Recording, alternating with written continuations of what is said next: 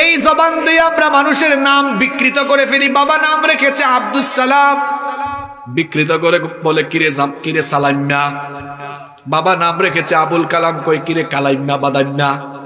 এরকম মানুষের নাম বিকৃত করে ডাকে সমাজে এমন মানুষ আছে না নাই? আল্লাহ বলেছেন ওয়ালা তানাবাজু বিল আলকাব,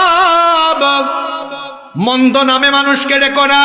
বিসাল ইসমুল ফুসুক বাদাল ঈমান, ঈমান আনার পরে কাউকে নাম বিকৃত করে ডাকা এটা হলো মারাত্মক গুনাহ, কবিরা গুনাহ।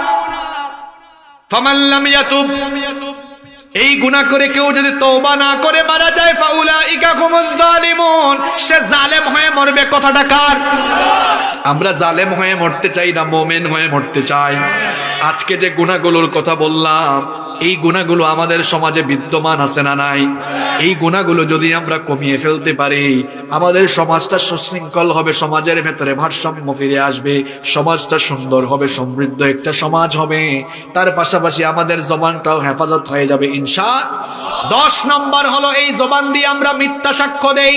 মিথ্যা সাক্ষ্য দিয়ে আমরা জবানের অপব্যবহার করব না। এই যে একে একে আমি 10টা পয়েন্ট বললাম, এই 10টা গুনার কথা বললাম, প্রতিটা গুনাহ হয় কি দিয়া? আরো জোরে বলেন কি দিয়া? তাহলে জবান দিয়ে গুনার পাহাড় কামানোর সুযোগ আছে না নাই? আবার এই জবানকে আপনি চাইলে সারাদিন জবানকে ভালো কাজে ব্যবহার করে জবান দিয়া নেকির পাহাড় কামানোর সুযোগ আছে না নাই? খালি হতাশার কথা বলে আজকের ওয়াজ শেষ করব না, এবার একটু আশার বাণী দেই। কেমনে জবান দিয়ে আপনারা নেকির পাহাড় কামাবেন সেগুলা কি বলবো? খুব শর্ট করে বলবো, পয়েন্টগুলো মনে রেখে দিবেন। 1 নাম্বার, জবান দিয়ে আপনি নেকি কামান, কালামের আগে আপনি সালাম দেন। কালামের আগে আপনি কি দেন? কারণ সালাম দিলে সওয়াব আছে না নাই? নবীজি বলেছেন কেউ যদি বলে আসসালামু আলাইকুম, এতটুকু বলে কেউ যদি সালাম দেয়, আমলনামায় আল্লাহ 10টা নেকি দিবেন। কেউ যদি সালামটা আর একটু বাড়ায় আসসালামু আলাইকুম ওয়া রাহমাতুল্লাহ, আল্লাহ আমলনামায় 20টা নেকি দিবেন। সালামটা যদি কেউ আর একটু বাড়িয়ে আসসালামু আলাইকুম ওয়া রাহমাতুল্লাহি ওয়া বারাকাতুহু পর্যন্ত বাড়িয়ে দেয়, আল্লাহ আমলনামায় 30টা নেকি দান করে দিবেন। তাহলে দেখেন তো, আপনি যদি রেগুলার প্রতিদিন 100 জন মানুষকে সালাম দেন, 100 গুণ 30 সমান কত হয়? ইয়া আল্লাহ, আপনারা আর রাষ্ট্রপতি হইতে পারবেন না। হিসাব নিকাশে ভুল হইতো আপনাদের। 3000 কয় হাজার? বেশি বার এই কি বলে, অনেক বছর ধরে তো আপনারা রাষ্ট্রপতি আছেন, বহুত বছর, একটু অলস হয়ে গেছেন আর কি। 100 গুণ 30 সমান কত হয়? 3000। তাহলে 100 জন মানুষকে সালাম দিলে নাকি হয় একদিনে কত হাজার? 3000। এই এলাকায় সালামের জোয়ার বইয়ে দিবেন, সালামের বন্যা, আপনি সালামের বন্যা একেবারে এই এলাকায় আপনি বন্যায় ভাসিয়ে দিবেন, সালামের বন্যা। যাকেই পান তাকে বলবেন আসসালামু আলাইকুম। কিছুক্ষণ পরে আবার দেখা হয়েছে, অসুবিধা নাই। নবীজি বলেছেন কারোর সাথে দেখা হয়েছে, এরপরে দেয়ালের আড়ালে বা গাছের আড়ালে চলে গেছে, আবার ফিরে আসছে, সালাম দাও। কারণ সালামের মধ্যে কোনো লস নাই। বাড়িতে গিয়ে ভাবিকে সালাম দিয়ে, নিজের বউকে সালাম দিলে কি লস আছে নাকি? রাগ করে থাকবে, মুখটুক গুমরা, সালাম দিবেন, খুশি হয়ে যাবে, রাগ টাগ চলে যাবে। কারণ সালাম মানে শান্তি। তাহলে সালাম দিলে অশান্তি দূর করে দেন কে? আমাদের ঘরে সালাম নাই। আর আল্লাহ কোরআনে বলেছেন ঘরে ঢুকলেই সালাম দাও।